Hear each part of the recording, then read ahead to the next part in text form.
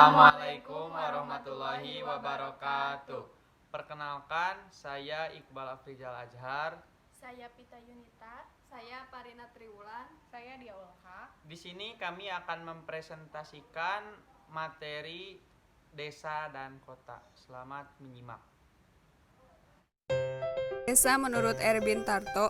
Desa merupakan hasil perwujudan geografis yang ditimbulkan oleh unsur-unsur fisiografis, sosial, ekonomi, politik, dan kultural yang terdapat di suatu daerah serta memiliki hubungan timbal balik dengan daerah lainnya. Kota menurut Erwin Tarto.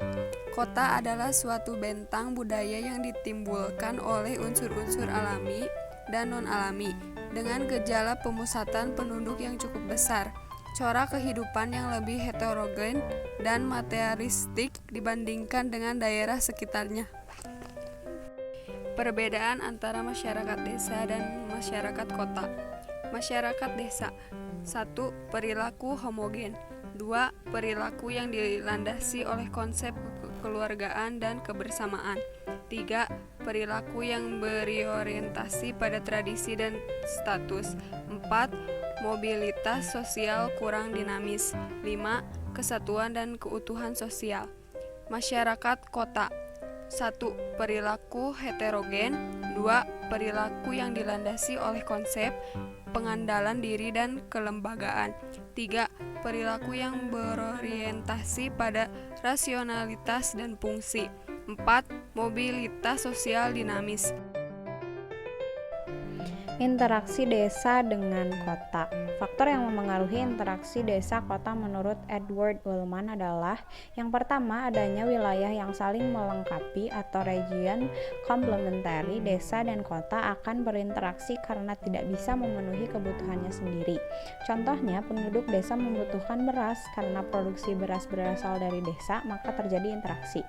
Yang kedua, kemudahan perpindahan dalam ruang atau transferability karena ketersediaan sarana dan prasarana transportasi.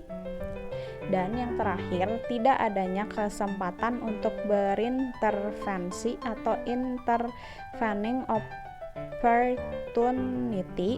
Interaksi dapat terjadi antara kota dan desa bila tidak ada pihak ketiga yang menghambat interaksi. Adapun manfaat interaksi kota desa yaitu: yang pertama, hubungan sosial ekonomi produk desa dan kota meningkat. Yang kedua, pengetahuan penduduk desa meningkat terutama dalam penggunaan teknologi di bidang pertanian, berita, dan informasi lewat televisi. Yang ketiga, banyak terjadi arus urbanisasi. Yang keempat, terjadi hubungan saling menguntungkan atau saling ketergantungan dalam pemenuhan kebutuhan sendiri. Dan yang terakhir, pembangunan sarana dan prasarana transportasi sehingga memudahkan akses kendaraan. Zona interaksi menurut Erwin Tarto terbagi menjadi 6, yaitu yang pertama city. Suatu daerah yang memiliki sarana kehidupan dan penghidupan modern atau disebut juga pusat kota.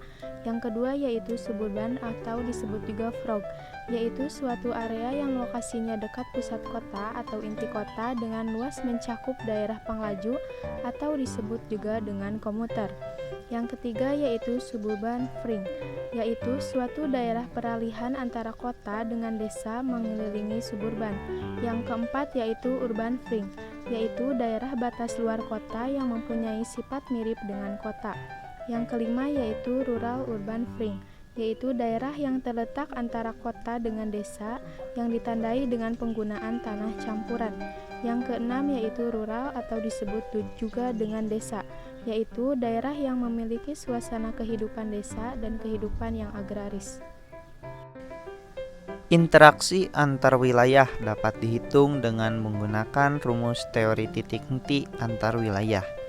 Titik henti antar dua kota dapat berfungsi untuk membedakan antara penduduk yang menguntungkan diri pada kota yang lain. Teori ini digunakan untuk menempatkan industri baru, pertokoan, perkantoran, dan sebagainya. Perhitungan ini titik henti menggunakan rumus sebagai berikut.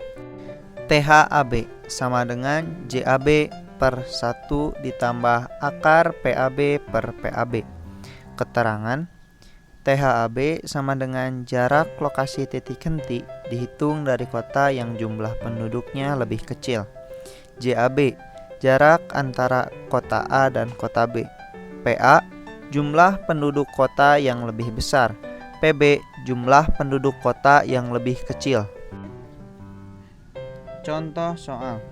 Pemerintah ingin membangun sebuah pasar di antara kota A dan kota B. Jika penduduk di kota A sebanyak 350.000 jiwa, penduduk kota B sebanyak 150.000 jiwa, dan jarak antara dua kota tersebut adalah 45 km. Tentukan di manakah lokasi pasar berdasarkan perhitungan titik henti. Pembahasan. Diketahui JAB sama dengan 45 km, PA sama dengan 350.000 jiwa, PB sama dengan 150.000 jiwa. Ditanyakan THAB.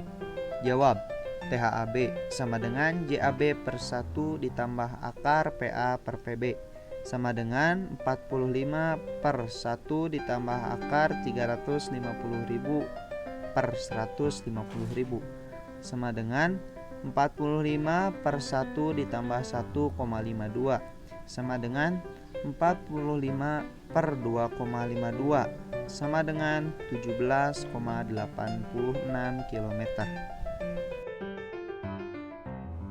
Terima kasih telah menyimak materi yang telah kami sampaikan. Mohon maaf bila banyak kesalahan dan kekurangan.